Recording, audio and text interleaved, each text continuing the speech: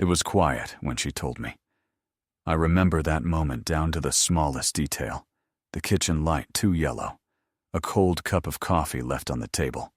Our child asleep in the other room. She sat across from me like she was about to talk about the weather. But instead, she said the words that broke me. "I need to tell you something."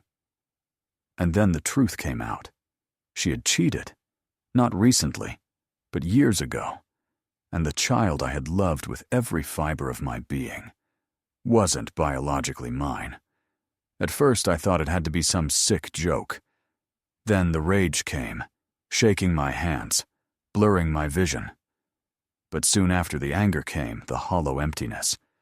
I started drinking, at first to quiet the voice in my head, then to forget, then just to stop feeling altogether. The days blurred into one another in a haze of alcohol.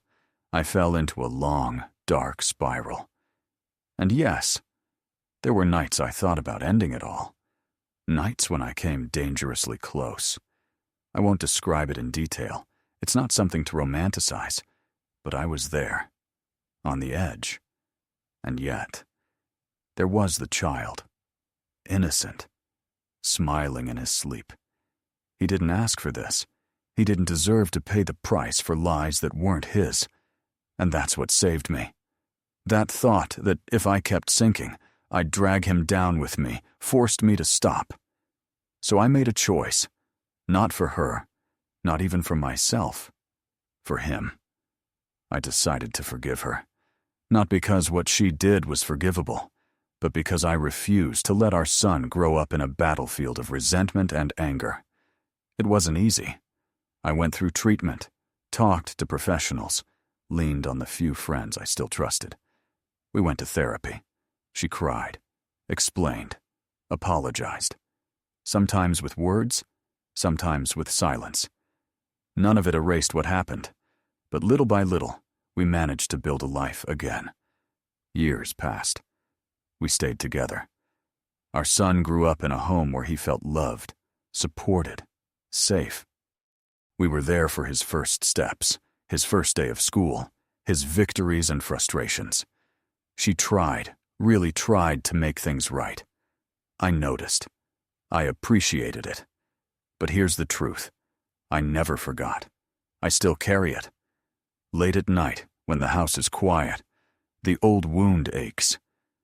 And that's when I feel the mask settle back on my face, because yes, I wear a mask. At work, with friends, even sitting at the dinner table. I smile. I laugh at the right times. I play the role of the happy husband and loving father.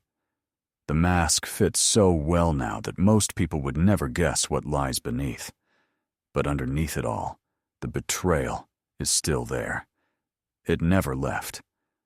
Forgiveness was a decision I made for my son, but forgetting? That was never an option. Sometimes I think about what my life would have been if I'd chosen differently, if I had left her, if I had refused to forgive. But in those daydreams, my son is always missing, and that's the truth I can't ignore.